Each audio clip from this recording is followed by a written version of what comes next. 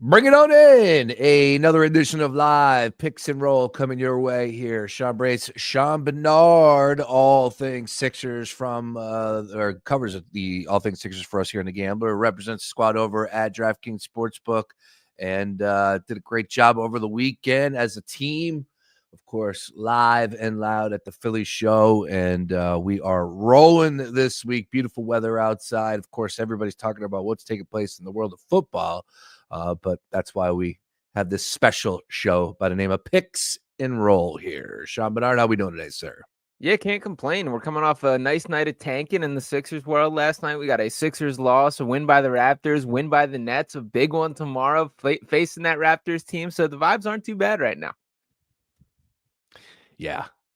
I so this pained me to come to this realization last week when we were texting as a group, and I just was it was the booing of Paul George. Full disclosure. Yep. The booing of Paul George at the WWE show on Friday at the Wells Fargo Center. So that happens, and the video hits the group, and not to say that I was really detailed in it because I saw Paul George. But I watched it another time, and it was just a quick little zoom out, and I literally could not tell you who the hell was in that picture. I had no idea. I knew Paul George, obviously, but if you gave me probably 10 tries, I would have got Yabusele. The other two I would not have gotten. So we were talking about that and having some fun with it. Let's just put it that way. And I did say that I am embarrassed at how little 76ers action I have actually watched this season. Full disclosure, and I was thinking about it because I was like, damn, how many games did you actually watch this year, Sean? No, I'm a tune-in guy. It's not to say that I haven't watched them play at all. Like, I'll tune in, and with disgust, I'm just like, I'm out. And that started happening right around December. First week of December was when really I just started getting so disgusted that I could not watch a 76ers game in total. And it pains me. Sixers are my number one. It's my favorite team. And it's just been so upsetting this whole season to where we are. But literally, if I had to give you a number, I would say probably right around the ballpark of like full games I've watched this season, 7, Wow. 6. Yeah. Yeah, that tells you where I'm at right now mentally with this franchise and this season as a whole. Again, like I said, I'll tune in. I'll come home. If they're on, I automatically switch to them. But it's just been so bad this season that it's just been like, get me. I got other things to do with my time. That's literally what goes through my mind. As a parent, just like I got other things going on. I can't waste my time with this terrible basketball team. And it sucks. But that's where we're at. I certainly understand the point of view there, and it's interesting. Did you see the Daryl Morey quotes making their rounds from the Sloan convention? Oh, yeah, we have that written down. We're definitely going to talk about. Let's dive into the Sixers here. We do a little Sixers deep dive. So everything on the table here. He's up there talking at a podium. Like, do you want my take on it? He's up there talking at a podium. Yeah, like Sixers fans are definitely miserable. We hand in the air, I'm more miserable than I ever have been. But like leading up to this, was I upset last year? Yeah, I was upset last year. I was frustrated. I was frustrated the year before when they lost to the Celtics too in 7 games. Like, yeah, Daryl, this hasn't been fun. What do you want? Yeah, and that's kind of the portion of it I guess most people are running with is the quote that anger drives Sixers fans. And I think, to be honest, like Daryl's missing the mark. I mean, I think on the entire statement he's missing the mark here, but you're kind of playing a dangerous game with something far more concerning than anger. If people are angry, that means they still care. And that should be viewed as a good thing from a fan base. What I think the Sixers are dangerously close to getting to the level at is people just not having a care for the team, not being locked in a way. And we're kind of there with a lot of people. And I don't think Daryl Morey in his brain kind of connects with how much more harmful that is. And as far as like his perception that fans were significantly more mad after the Celtics loss versus the Knicks loss, I don't understand why it's hard to comprehend. Like, to me, this isn't even like a Philly sports thing. This is just a fandom thing. Like, think about the feeling that you had after viewing both those series. That Celtics series, while you were one more series deeper in the playoffs there, you got played off your home court in Game 7 as Jason Tatum dropped 51 points in Joel Embiid's face, and it looked like Joel Embiid and James Harden quit in that game. Then flash forward to last year. Obviously, they still didn't win against the Knicks. Obviously, that was still a disappointment. But what did you see in that series? You saw the team fight. You saw the team battle. You saw Joel Embiid on one leg still look like the best player on the floor for stretches. There were reasons for encouragement that I left that series feeling more confident in the longer view that, okay, there could be something of a pulse built around Joel Embiid with this team. That was not the case in that Boston series. So I don't understand. And it all circles back to like the analytical mindset that he views basketball. That's this entire premise of that conference, really. But like, I don't think if you can't see these things, like that you can really accurately judge a basketball team moving forward. And that's the first time that I've really felt that way about Daryl. Yeah, apathy. That's what it comes down to when a fan base turns into, to in that direction. That is the worst thing possible, and it's essentially where I'm at. Like, I got other things going on. I am frustrated. I'm miserable. I'm wondering what will be the fix in this offseason. I don't know if there is one. Who's coming back? I'm worried about the growth of Tyrese Maxey after this season. There's a lot of things that go through my mind from the Sixers brand standpoint, and unfortunately, it does revolve around one thing, and it's just the product on the floor right now. And it's bad. It's bad. Last night I tuned in and I watched pretty much, I'd say I watched 3 quarters, 3.5 quarters, whatever it was. And it's just laughing, just watching this game take place. And you're right, Sean. I guess we need to all realize that this is a good thing. This is what we're in for now. It's the tank. It's finding ways to play these games hard, but coming up on the losing end. And they did it to perfection last night to a Atlanta Hawks team that's 31-34, 31-35. Not a good team. I'm just like, I don't know, man. I look at some of the, I guess that's more than anything. And I was thinking about this too last night with the Sixers. I often say, we always say that the league is better when the Lakers are better. The league's better when the Knicks are better. All right, well, we need to put the Sixers on that level, man. Definitely from my perspective, because the league is hurting this year from where I stand. And again, it felt better when the Sixers, and they have been a good basketball team for years. Since Joel Embiid, they've been a good basketball team for years. Now, have they gone over the hump? No. We understand what's been holding them back, whatever. But there's something to be said about how awful this year really has turned out. And I got to give all the love in the world to those people, those Sixers fans who were at that wrestling event on Friday. And I love Philly. If somebody asked me what I thought about Philly, I'm not going to the Sixers Super Bowl parade. I'm not talking about anything like when we do special events and people come out. I'm not talking. No, I am going to bring up. You know what I love about Philly is we keep it real. We keep it real. You roll in to a WWE event in your home arena, and you have been terrible this season. You come out there on the Jumbotron laughing, all S and G's, and you get booed. Yeah. That's Philly. We rule, man. We rule.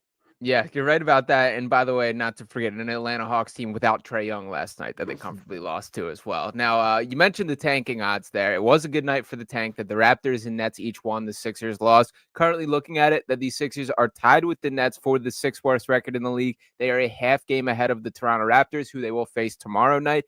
I'm not saying that if somebody happens to steal Quentin Grimes' passport as they start to travel up to Toronto, it would be the worst thing in the world. But this is a game that we're going to see an ugly amount of injury reports. I mean, there's some nasty tanking going around the NBA right now. The Utah Jazz, all these teams. The Jazz injury report was something the other night when they played the Sixers, which unfortunately the Sixers did find a way to win that game. But they're not the only team in this mix here. It does really suck that there is this top 6 protected aspect to the pick. I would feel very differently if like the worst case scenario was them dropping down to 8 or 9 or something like that. But the reality that they straight up lose the pick does really change the perception or the view that the Sixers should be calculating things through. So tomorrow is basically a must lose. Unfortunately, the biggest game of the season for the Sixers team. They do play the Raptors again on March 30th. So keep that in mind as well. But yeah, I'm going to be locked in on this matchup tomorrow. Should we do a breakdown for this game? Should we we got to come up with something special to wager on for this game tomorrow? We And have by to. the way, like the Raptors trying to lose even more egregiously than the Sixers. I mean, I watched that game the other night, the one that Jamal Shed hit a game winner that was waved off for being half a second late. They did not play any of their starters in the final 6 minutes of that game. They pulled their starters up 4 points with 6 minutes to play. Jacoby Walter, who I love, I like Jacoby Walter, but a guy who has no business trying to attempt game winners has hit a game winner for this team over the past week here. The Raptors are like embracing the tank to an even fuller extent than the Sixers. So it's going to be a very interesting game tomorrow for sure. It's hysterical. Oh, by the way, as you brought up, both of them found ways to win games last night. We'll hit on let's get into last night's card if we can.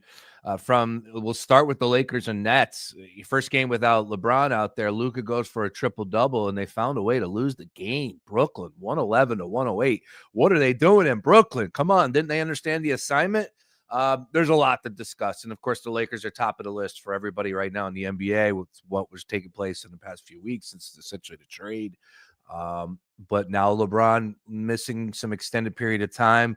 How critical or how crucial of an injury is it to his groin?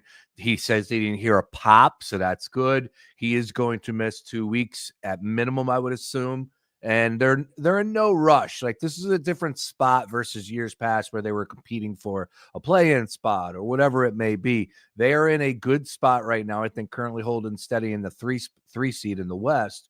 And it is tight, so anything can change. But at the end of the day, they don't have to rush LeBron back, correct? Like, they could wait this out, see how this one plays out. All in all, you make the playoffs. That's all you need to do at this point in time. You weren't getting the 1 seed from OKC. But that was a weird loss last night to the Brooklyn Nets. Luka playing a ton of minutes, triple-double, and they still came up short. Yeah, I think there is still some aspects of these guys settling in with Luka Doncic specifically there. Let's not forget, it's still very early in his Lakers tenure and his return to the basketball court, that he had to shake off a ton of rust since Christmas being the last time that he played due to that calf injury that bothered him before he was traded there. But as far as like the outlook for the Lakers, I am in agreement with you that I don't think there's a rush or this amount of pressure. I have seen a decent amount of buzz about people like afraid they're going to drop to the 4th seed and then be on the Thunder side of the bracket. Obviously, that's not ideal if that happens, but I don't think you should be that afraid of it. Like, if you have to play the Thunder, which seems likely, that does seem to be who the West will go through at this current point there.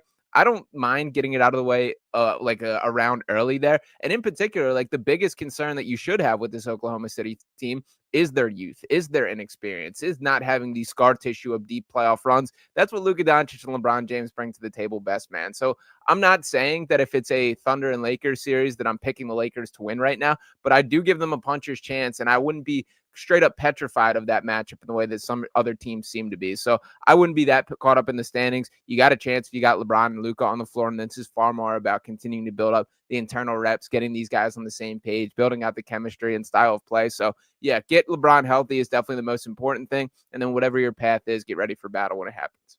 What is your takeaway from last night? What happened? I know, like you said, hey, look, still taking some time to fill it out here, but you do have a team in the Brooklyn Nets that are waving the white flag. What exactly transpired last night for them to find a way to win the game 111-108?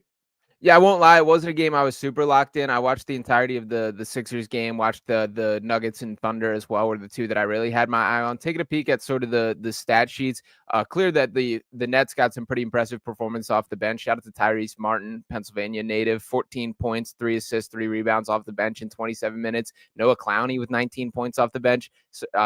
3 of 8 from 3. Those aren't guys that you particularly expect to step up there. D'Angelo Russell, quiet night when they seem to limit his minutes as well. So all these teams are kind of playing the same stack their decks, but all these guys are playing for their future careers. So while organizations take that viewpoint of we're ready to lose, this Nets team competes every single night, man. They are not a team that has thrown in the towel as far as competing on the floor, and these guys have things to play for. So I think it probably was a bit of the Lakers took them a little lightly, and then the Nets came out ready to play, and we see what the results fell because of that. 111-108 final score again. Brooklyn was a 5.5-point home dog, and no LeBron James out there. Luka did go for a triple-double, as we pointed out. Now, just one quick one on LeBron James. Again, having him not back at this point in time, it's tough. But is this something like I'll just put it to you this way. In the Slack, in our chat, Mark Henry Jr. said, as long as he's back, healthy, ready to go by playoffs, everything's fine. Is that how we should view this? Like, I get it. That's real easy. That's an optimistic view.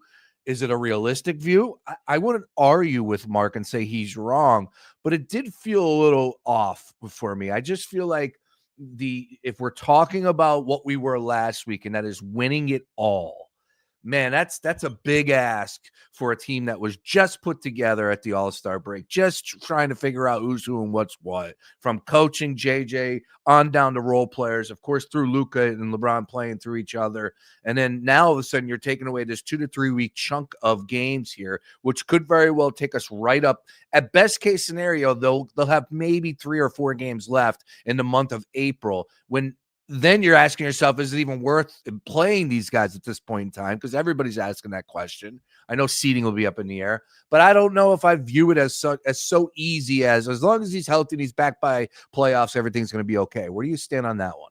Yeah, I mean, history certainly tells us that when you make a trade of this magnitude, that it takes more than half a season to get on the same page. That history does tell us that it takes more reps and getting on the same page, building out chemistry, learning how to play together. With that said, history also tells us that a 40-year-old should not be an all-star and one of the 15 best players in the NBA still, and 15 is probably a little bit too high there. Probably comfortably 10 best players, the way LeBron James still is. Like, I think LeBron and Luka are a caliber of, I guess, like, NBA smart or basketball smart that we really haven't seen before. Both those guys are two of the most like brilliant IQs for the game that we've seen in NBA history. So I certainly give them more of a fair shot than I would about most other players in this exact circumstance. So it's far from ideal. And I think in reality, when actually looking at this Lakers team built out, it is next year that they're going to be like the real deal contenders, because they still have things to adjust on the roster. The big man position is just not good enough. Alex Len is pretty atrocious out there, man. I don't think he can play like at all in a playoff series, and that's going to be a huge concern. I wish the Mark Williams deal went through, and I would feel a lot differently about that there. So I think this summer they'll have a real chance to build out this roster as designed, and there'll be a little bit more communication and building out all those things and these guys getting on the same page. But you still got Luka Doncic and LeBron James, so I'm not fully ruling it out. It feels unlikely, but I certainly give him a chance.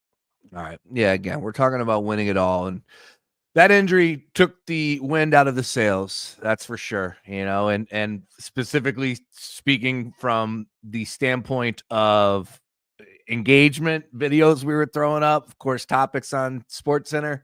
Yeah, everything was buzzing because of LeBron and the Lakers. And then unfortunately that unfolded the way that did. And both of those guys got hurt in that game. Luka and LeBron were both stretching out. It was a dud of a game.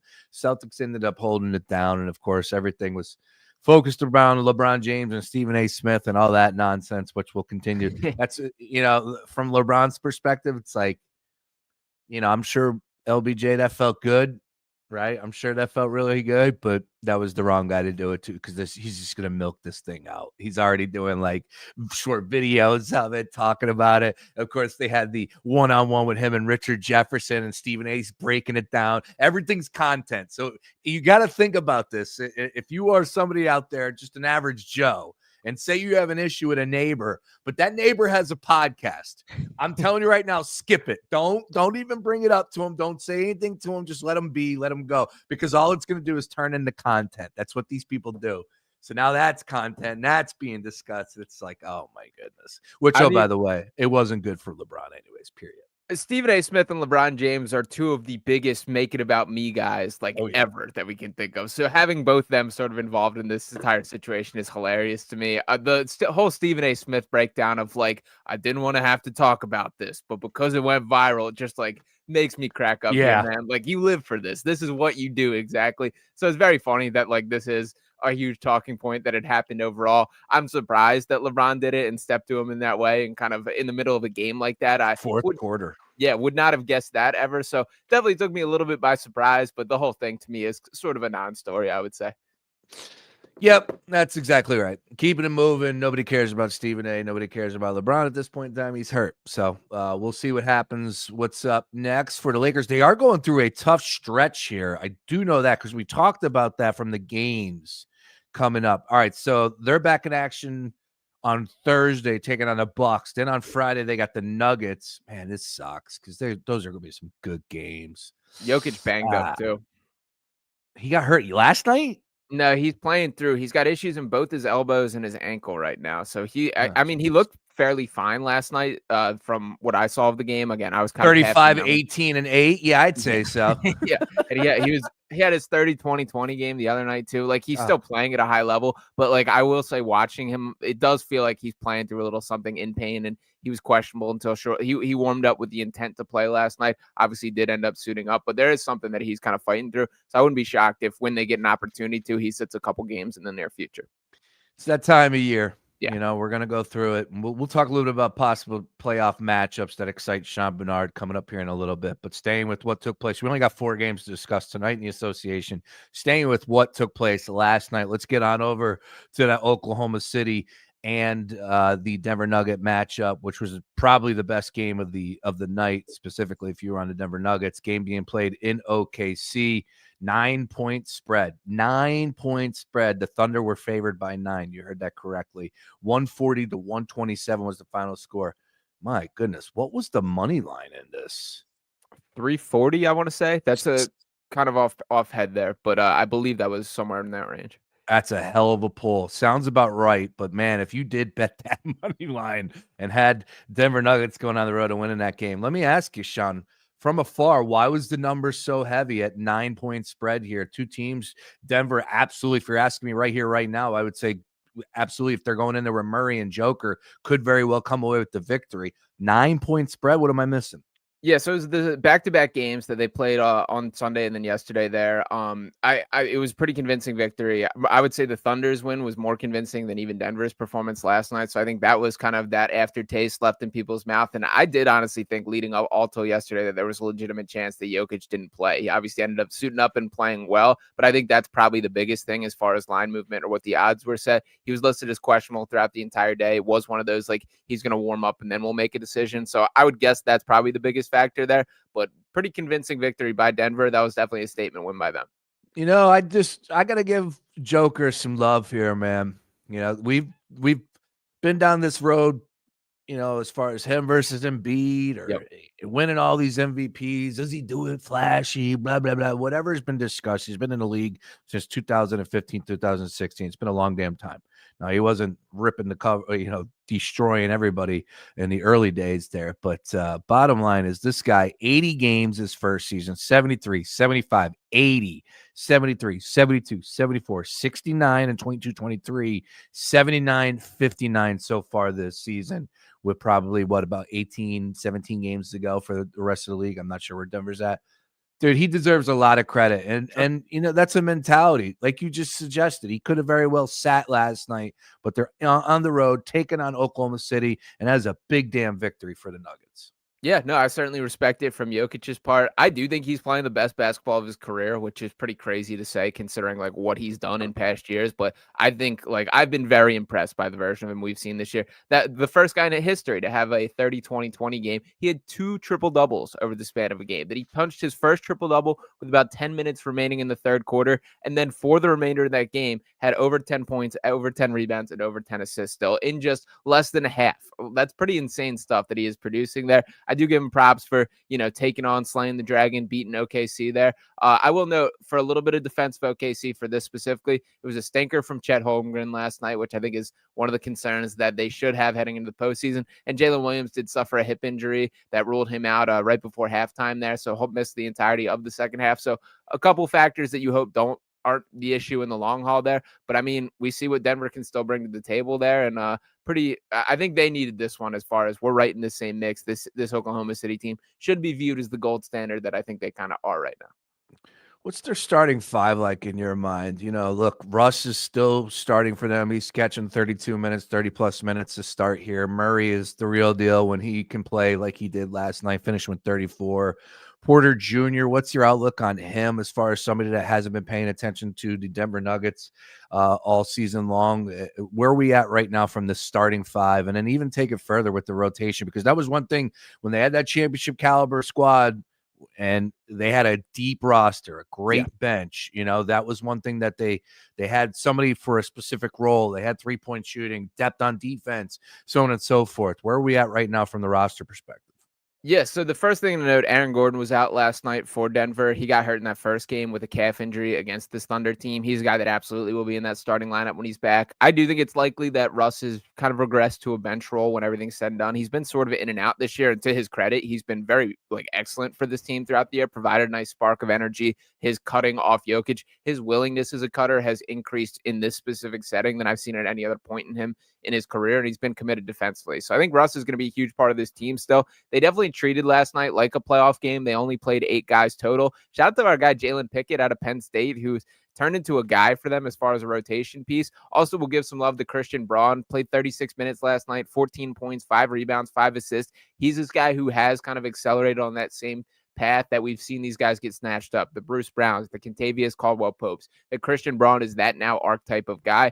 And as far as Michael Porter Jr. in specific here, I do think he's been pretty excellent this year. That's a guy that hasn't got as much love as I think he deserves. Jamal Murray, I was pretty concerned about him early on in the year that he did not have that same look about him. He looks back, that we're seeing just the movement, the way that he can create space, beating guys off the dribble. It's at a level that certainly was not seen in the Olympics this summer or at the start of this season. So it does absolutely change the ceiling that this team's back. So as far as directly answer your question for the starting 5, my guess would be Nikola Jokic, Michael Porter Jr., Aaron Gordon, Jamal Murray, and Christian Braun when all things are said and done there. But they got a little more versatility than I think I initially expected this year. All right, a couple of ways we could take this conversation. First and foremost, SGA and Joker going head-to-head last night.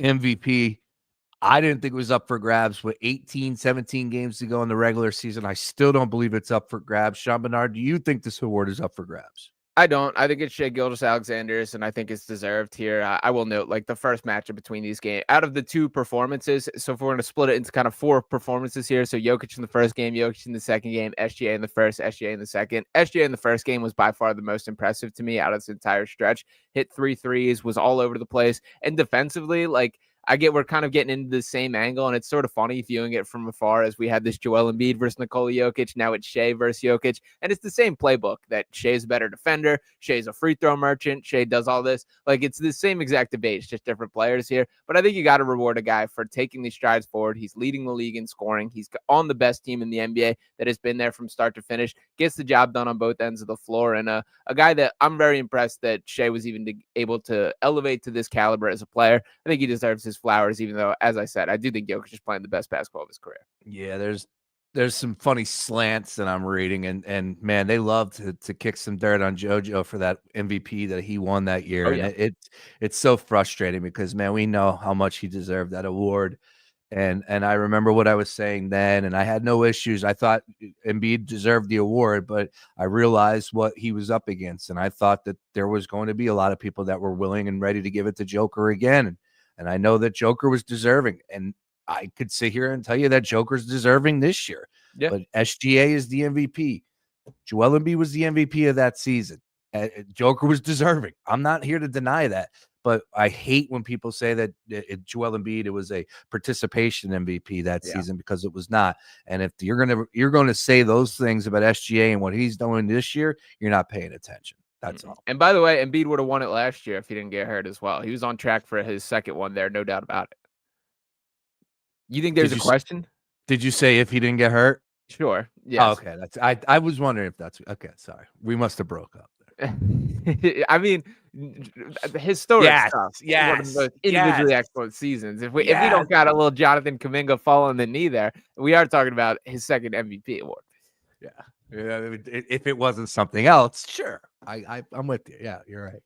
I love JoJo, but it was funny the other day when we pulled up with our NBA draft of the playoff conversation. Like, if you could pick one player right now to have for the upcoming NBA draft run, who would it be? And I just wanted to do the exercise because I wanted to see where LeBron James was at the age of 40, and pulled up the stats from last year. And in 6 games, Joel Embiid led the charge points per game. Entire league. Playoffs. Yeah. Entire league in points per game in the playoffs last year. He had 50 in a playoff game. That's kind of what I push back on. I obviously, we see the situation with Joel this year, as worst case scenario as it could be. I think it's a little bit unfair to view it as like you could have predicted this. Like, sure, he was not moving the way that we expected, or that was not the 100% version of himself in the playoffs, but I was encouraged by the version of Joel Embiid that showed up. Him scoring 50 points in the playoff, him looking like the best guy on the floor for stretches, and obviously there were scares as well, him going down, holding that knee. All these type of conversations are all like relevant, but like there was the peaks that we still saw from him as recently as the last playoff. So I get it. It's worst case scenario that we're currently faced with. It's just unfortunate how the cards have fallen. Absolutely. No, and no one's going to sit here and say, like, I saw this happening. No, you didn't. If you're going to sit here and say that, hey, look, it was always a roll of the dice with big men, I can't argue with you on that one. But the big thing for me was, like, I just did not feel comfortable saying that he can get through a season healthy, right? It's just tough. And, maybe it might be a little something that keeps him out for 2 to 3 weeks, and that's a good thing. But it just felt like the whole team takes a hit when somebody like that, and that's another thing that goes over LeBron James. Like, it's new, and it's just like, man, it's not. This isn't pickup basketball down at the courts. Like, this is a real deal league, and we're making it a little too easy. There's so many things that go into making a team competitive, especially to win a championship. And if we're talking about the Sixers winning an NBA championship, and you're removing the centerpiece of that for at least 3 weeks minimum, I just never felt comfortable in that conversation. And then, Sean, it was terrible the way the season started, right? Like, yeah. Oh, yeah. Oh, he's who knows? We don't know. He's going to be missing, not playing back to back. Yeah. We still don't know what happened. Regardless. All right. Yeah. Let's keep talking about the league itself.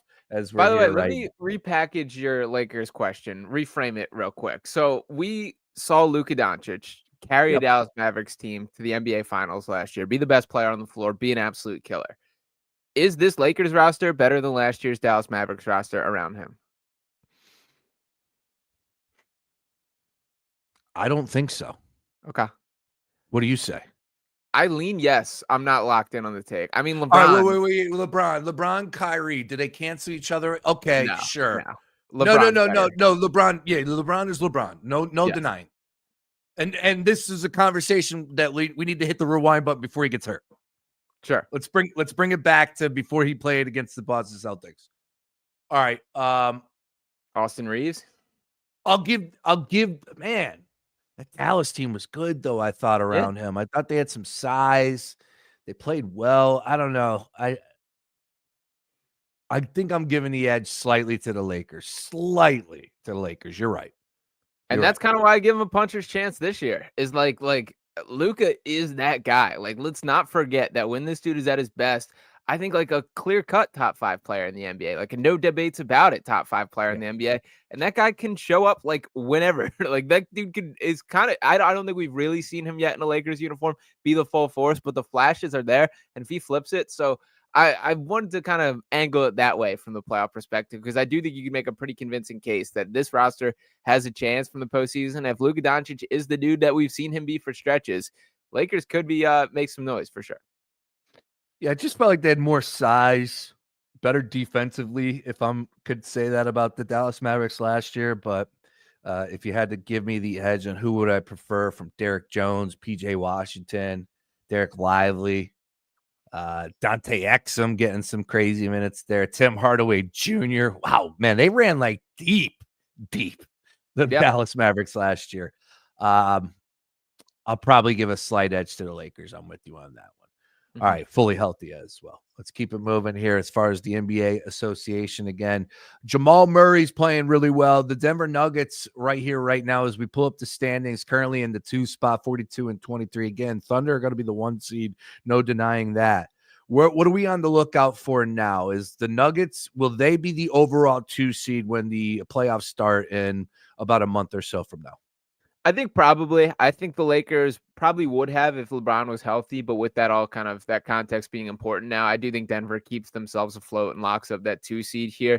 Will be very interesting to see the Oklahoma City versus Denver series if that's what we end up getting there. Clearly, like that's what eliminated them last year, them not having to answer for interior defense there. Isaiah Hartenstein has been pretty excellent for this Thunder team, so I do think the outlook changes there. But yeah, Denver does feel like they're still around, guys. Let's not forget about this team that won a championship not too long ago that has the best player in the world still. So yeah, Denver looks like they might be peaking at the right time. That is a team that I'm taking far more seriously than I initially was at the start of this season. All right, let's talk about the Golden State Warriors, winners of 5 straight, triple-double, Jimmy Butler out there. Where are we at with when we start talking about the Golden State Warriors right here on March the 11th, Sean? Because, look, another thing, you pull up the standings, Warriors 37-28. They should be in the playoffs. Great bet by Sam giving us that, what that number was a couple weeks ago. I think that was even before the trade deadline, if I'm not mistaken. So that team is playing really well, but do we see them rising and eventually getting a top 4 seed where they're currently in the 6th seed? Rockets 3 games in front of them, Grizzlies 4 games in front of the Warriors. Where are we at when we start talking about the Golden State Warriors ceiling as far as playoff seeding is concerned? Yeah, now 12-1 in games that Jimmy Butler has suited up for them, which is pretty ridiculous stuff there. I don't think we probably see them climb much further than they are. I think it's more likely than not that they probably cling on to that 6th seed. But to be honest, I would view that as a win. To get out of the play-in entirely, to have a full-scale playoff seed and just be able to sit there should be a perfectly viewed outcome. And if they do get a matchup like the Grizzlies or like the Rockets, which I think is certainly possible when we add the context of the LeBron injury and the Lakers potentially losing, I probably would pick the Warriors in a series against either one of those teams. So I'm not rolling this team out on the season. I do think that they end up like a full-scale playoff team and escape the play-in, but probably don't view them taking too many strides forward up the standings outside of the 6th seed there. I believe they are at home currently right now with 6 games over the next 12 days. So they're nice, rested, ready to go, and a lot of home games, home environment, home cooking. Jimmy Butler could go, make his way through the city. A lot to learn out there in the Bay Area. But, man, it is crazy to see what they're able to do with Jimmy Butler right now, winning, and everything is all right in the Bay at this point in time. Again, though, when it comes to seeding, that's where I'm at. I just don't know how high they can get. And if we're talking about a championship team matchup, sure, I could see them beating a team in the playoffs, upsetting all that. But 7-game series against OKC, who you got? OKC, for sure. 7-game series against the Denver Nuggets, who you got? Denver, probably. But yeah, Denver still. Okay. That's where I'm at as well. It's just tough to pick against those 2 teams right now. But if anybody can do it, it's the Warriors. And Steph right? looks like Steph again. That's probably the bigger takeaway to me than what Jimmy Butler specifically is bringing. I mean, there are flashes. Like I watched the game against the Pistons, who, by the way, have been excellent of late. One of the more positive teams in the NBA in the recent stretch. That was a game that went down to the wire. And there was one of these plays. This was very funny from a Sixers perspective as well. But the way the ball swung around and ended up, they shut down Steph Curry, ended up Jimmy Butler taking Tobias Harris off the dribble and just a little pull-up jumper. And then him kind of shrugging his shoulders, talking down the court. And that's just something that they didn't have before. Like Andrew Wiggins isn't doing that. Like Moses Moody isn't doing that. Jonathan Kuminga isn't doing that. So just having a guy like Jimmy Butler who can step in and take those shots, make those moments. It feels like the entire Warriors roster has sort of just slotted into the roles far better now that Butler is a part of the picture. And I think Curry is like back in a level that we haven't seen in a couple of years, having another ball handler that he can play off, move off ball, all those type of things. So it just all makes a lot more basketball sense the way the rosters are now put together with Jimmy Butler as a part of this team. Oh, it's all good. Everybody's happy out there. I thought you were going to say a finish with Buddy Hield hitting for 3 from downtown. That's what I thought you were going to say. So, yeah, those moments happen too. Buddy's a perplexing basketball player, man. He really is. It's the Sixers stench. That's what happens. You come over here and you forget how to shoot. And next thing you know, things are going side. No, I kid. We'll keep it moving. All right. Again, Sean PnR with us here. Picks and roll. Let's talk real quick about tonight's games. Brooklyn and Cleveland, 18-point spread. Cavs, 18-point favorites at home against Brooklyn. Are we giving 18 tonight, Sean PnR? I need a pick in this game. Probably, to be honest. I do lean towards them covering the 18. Second night of a back-to-back for this Brooklyn team, coming off a victory last night, which are pretty rare for them and something that they're not particularly shooting for at this point in the game. So I think that there probably is some rested bodies that Cleveland's still kind of keeping the foot on the gas. And I mean, I'm a Cleveland believer. I know I've stuck my neck out there a little bit. I think they do deserve to be the favorites in the East. I think they take care of business pretty easily tonight. And we get some old school load management on that end where Donovan Mitchell doesn't need to step foot on the floor in the fourth quarter. Yeah, I think we really got to start to be concerned with Porzingis' health. The latest stuff came out. He dressed the fans yesterday Yeah. via tweet, viral, something going on inside his body. And he's been dealing with some viral illness that we haven't been able to fully identify yet. Yeah, that's not good, Sean. And he is a big piece to the championship puzzle for them. Yeah, did see him out there warming up before the previous game. He looked fine to me by my eyes. And again, this was just kind of a Twitter video, seeing him running around, shoot shots, all those type of things. Did see shout out to Noah Dizelle, as I believe her name, an excellent Celtics reporter who does a lot of great work up there. She was saying how he was still like coughing up a fit in the locker room, that in the brief like stretch where he was in there before the game. So clearly he's not himself. I mean, this Celtics team can absolutely like hold down the fort while he gets whatever he needs to get right. But he is a big part of this team, and they're going to need him for a playoff perspective. We saw what a difference maker he was last year, even though it was in limited opportunities because of the injuries that he dealt with. So it's sort of the story of Kristaps Porzingis throughout his career, but it is unfortunate that this is the case there. And for Boston to reach their peak and defend this title, I do think that he needs to be on the floor. So something to watch for sure. Wizards found a way to win a game last night. They're 14.5-point dogs on the road in Detroit. Where are you going? Yeah, I've been pretty hyped up about this Detroit team lately, to be honest. I think that they do take care of business. 14 feels like 14 and a half feels like a little bit of a lot there. So I might buy into the plus 14 and a half and give Washington a sort of a puncher's chance. Marcus Smart has those boys playing hard down there in Washington, and pretty funny to see him even on that team, but he's raised the level for the version of them we see on a night-to-night basis. So they're not just a pushover. I still like Detroit. I don't think they'll have any chance of actually losing this game, but I'll give a little respect to Marcus Smart that he finds a way to get that team to cover. The best rivalry in sports last year, Bucks and Pacers. They're going head-to-head tonight. 2-point spread, Bucks on the road in Indiana. Yeah, both teams who've turned around their view from the start of the season. That both started on a pretty rough stretch and now look like they are playing their way into the teams they are supposed to be. I probably lean towards Milwaukee, who are 2-point favorites on it, covering that there. I'm a little bit more believer in what they're doing. I mean, Giannis is still the elite level guy, another top 5 player in the NBA, and a guy that I think has gotten a little bit forgotten in these hierarchy talks or rankings talks, that he's still that dude. Damian Lillard has been better this year, still not the prime version of himself, but I think there's more holes in this Indiana team. Pascal Siakam a little bit up and down, Tyrese Halliburton even more up and down than him there. So I have more doubts about Indiana. I'll lock in with Milwaukee tonight. All right, and I was going to bring up a Ben Simmons conversation, but it seems like Ben, his availability is now an issue once again. Huh. Funny how that happens, right? Yeah, that's funny. All right, final game here. Let's go ahead and hit it. Clippers and the Pelicans. Sean Barnard, fourth, the final game on the DraftKings card, 7.5-point spread. Clippers on the road in New Orleans. Yeah, surprised the number is not bigger, to be honest. I know it is a back-to-back against the Kings. There's no Ben Simmons. Norman Powell still out. I kind of expected there to be another injury. Obviously, Norman Powell's been out for a little bit with that hamstring injury there. This New Orleans team, I mean, Zion Williamson is back. Like, he's a guy who looks like a legitimate all-star. They're being very careful limiting his minutes for both reasons, to protect him individually and to limit the team's success there. But he has been the best player on the floor when he's been available for several games now. So with that all being said, I still think James Harden can do enough to carry this team to a victory here. Minus 7.5 feels like a bit of a lot based on how Zion is playing. So I'll lock in for the Pelicans to cover, but do think the Clippers win this game outright. All right, 4 plays, covered a little of everything, caught you up on the all things NBA. Thursday, we'll get Sam Austria in the mix. We'll go 3 wide again. Look for us on the Gambler. Great hit last week, and we will have plenty more over the next few weeks. We're less than a month away from the NBA regular season coming to a close. Thank you, Lord. Thank you. Please end this Sixers season as fast as possible. For Sean Barnard, be sure to follow him on all things socials and check out all of his content over at dknetwork.com. Great job, Sean. Enjoy the games, everybody. We'll talk to you tomorrow. Peace.